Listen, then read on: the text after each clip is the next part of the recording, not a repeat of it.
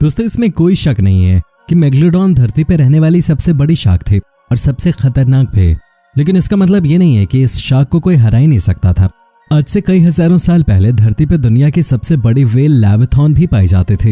ये आज के वेल्स की तरह शांत नहीं थे, बल्कि उनसे अलग ये बहुत ज्यादा खतरनाक थे। तो आइए जानते हैं क्या होगा अगर लेविथॉन और मेगलोडॉन के बीच लड़ाई करवाई जाए तो कौन जीतेगा। इस फाइट को जानने के लिए बने रहिएगा वीडियो के एंड तक। हम इन दोनों की ताकत को जानने के लिए दोनों को एक एक करके कंपेयर करेंगे। Number 1, size. 18 मीटर तक लंबी होने वाली मेगलोडॉन आज की ग्रेट व्हाइट शार्क के मुकाबले 3 गुना ज्यादा लंबी और बड़ी थी। ये आम शार्क्स मेगलोडॉन के सामने बेबी शार्क जैसी छोटी दिखते हैं। यही नहीं, इसके वजन की बात करें तो इस शार्क का वजन 70 टन तक ज्यादा था। अब समझ लो इसका वजन 10 हाथियों के बराबर था, या देखा जाए तो उनसे ज्यादा था। इन सबसे आपको यह अंदाजा तो लग ही गया होगा कि आखिर ये शार्क कितनी बड़ी है। लेकिन साइज में ये लेविथॉन इनसे ज्यादा पीछे नहीं है। लेविथॉन की लंबाई भी 17 मीटर तक जाते थे और इसके वजन की बात करें तो वहां मेगलोडॉन इसे मात दे देती है, क्योंकि इसका वजन बस 57 से 60 टन तक था। क्योंकि इसकी लंबाई तो अच्छी खासी थी, लेकिन इसके शरीर की बनावट थोड़ी पतली है। इसके शरीर का सबसे बड़ा हिस्सा इसका सिर है। साइज के मामले में तो जीत मेगलोडॉन को मिलती है। Number 2, attack. बस साइज बड़ा होना मैटर नहीं करता है।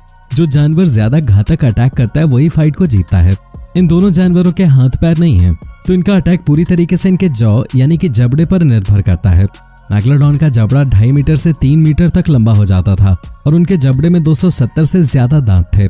जैसे इंसान के दांत जिंदगी में सिर्फ 2 बार उगते हैं, वैसे ही इस जानवर के दांत जिंदगी में 5 बार फिर से उगते थे।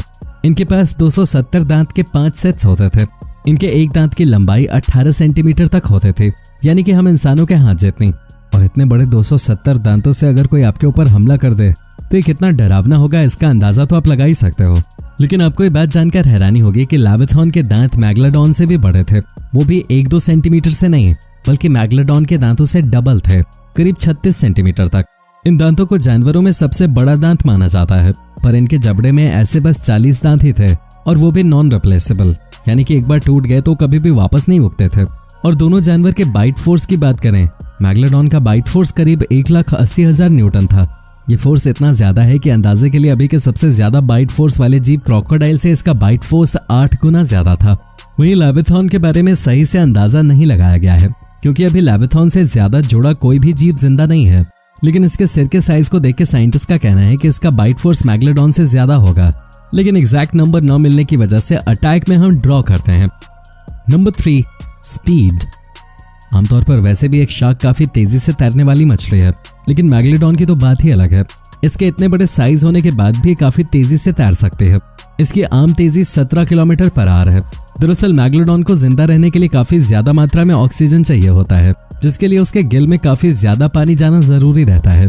इसीलिए ही मेगलोडॉन को बहुत ही ज्यादा तेजी से तैरते रहना पड़ता है, और अगर वो अपनी फुल स्पीड पे जाए तो वो करीब 50 किलोमीटर पर आवर की स्पीड तक पहुंच सकते हैं। शार्क का जो नाक होता है वो उन्हें स्पीड से तैरने में काफी ज्यादा मदद करता है। आज के किसी भी शार्क के मुकाबले मेगलोडॉन 3 गुना ज्यादा फास्ट थे। वहीं लेविथॉन की स्पीड इतना बड़ा सर होने के बाद भी 15 किलोमीटर पर आवर जितनी थी, और उनकी टॉप स्पीड की बात करें तो लेविथॉन 45 किलोमीटर पर आवर जितनी स्पीड में तैर सकता था। लेकिन कमाल की बात तो यह है कि वो मेगलोडॉन से बहुत ही ज्यादा टाइम तक स्पीड को मेंटेन कर सकता था। मेगलोडॉन बड़े शरीर होने की वजह से जल्दी ही थक जाते थे, वहीं लेविथॉन 1 घंटे तक 45 किलोमीटर पर आवर की स्पीड में तैर सकता है। तो यहाँ जीत लेविथॉन की होती है। Number 4, senses. पिछले कई मिलियन सालों में भी शार्क ज्यादा नहीं बदली है, इसीलिए साइंटिस्ट ने यह अनुमान लगाया है कि मेगलोडॉन भी बिल्कुल अभी के शार्क की तरह रात में देख सकते हैं। और तो और उनकी सूंघने की शक्ति इंसानों से 10 गुना ज्यादा होती है, यानी कि मेगलोडॉन की भी सूंघने की शक्ति काफी अच्छी होगी। और शार्क के नाक के पास एक सेंसरी ऑर्गन होता है जो कि उन्हें इलेक्ट्रिक फील्ड्स डिटेक्ट करने में मदद करता है, जिसकी वजह से वो अपने खाने को ढूंढ पाते हैं। मेगलोडॉन के भी कुछ इतने ही पावरफुल सेंसेस हो गए। और वहीं लेविथॉन की बात करें तो ये एक मैमल है, यानी कि वेल प्रजाति की ही है। इसकी वजह से उनकी आंखें तो आमतौर पे ज्यादा ताकतवर नहीं है, लेकिन उनकी सुनने की शक्ति काफी ज्यादा है।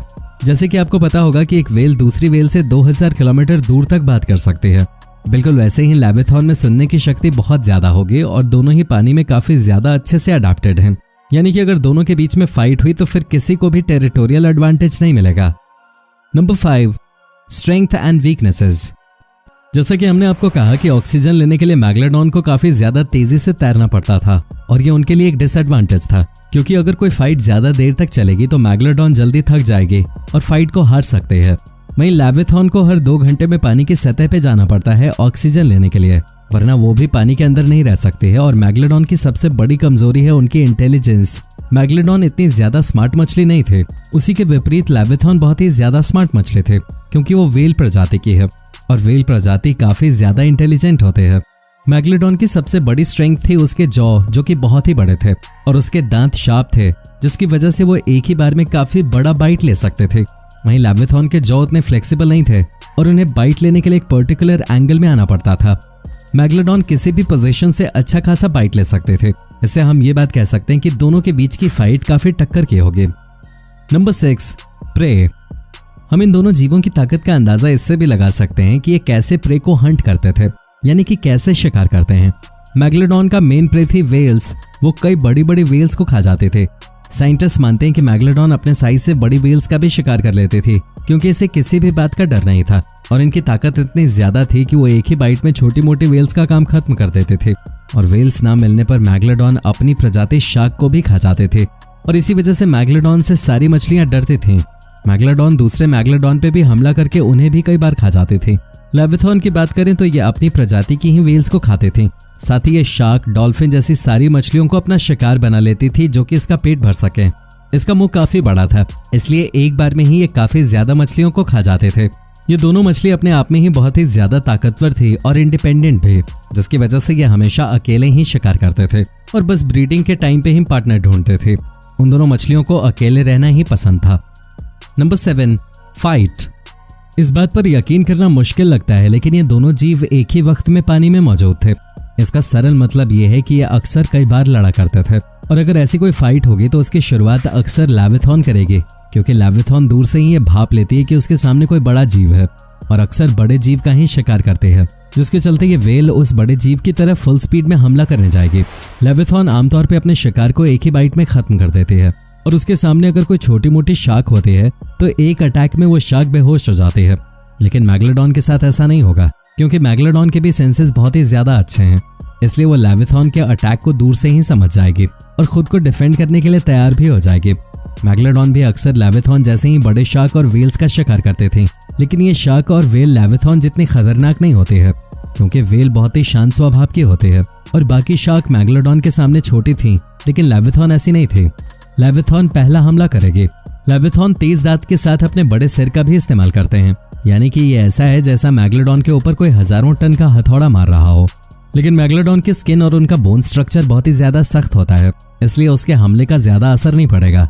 इसके बाद मैग्लेडॉन तुरंत अपने जॉ से लेविथॉन की टेल काट लेगी। ये मैग्लेडॉन की एक स्किल थी जो उसने शिकार कर करके डेवलप की थी। मैग्लेडॉन हमेशा वेल्स के टेल्स को पहले काटते थे, जिसकी वजह से वो काफी स्लो हो जाते थे। ये उनका स्पेशल मूव था। लेविथॉन थोड़ा दूर जाने की कोशिश करेगी, लेकिन मैग्लेडॉन अब उसके दोनों फिन को भी काट लेगी और उसके बाद आखिरी हमला होगा लेविथॉन के चेस्ट पे।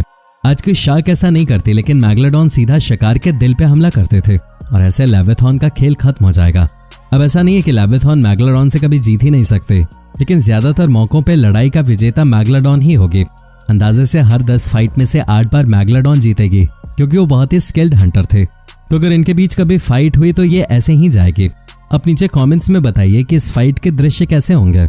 आखिर इतने बड़े जीव लड़ेंगे तो ये फाइट जरूर देखने लायक होगी। अगर आपको ये वीडियो पसंद आई है तो वीडियो को लाइक कर दीजिए और चैनल को सब्सक्राइब कर दीजिए। वीडियो को देखने के लिए आपका बहुत बहुत धन्यवाद।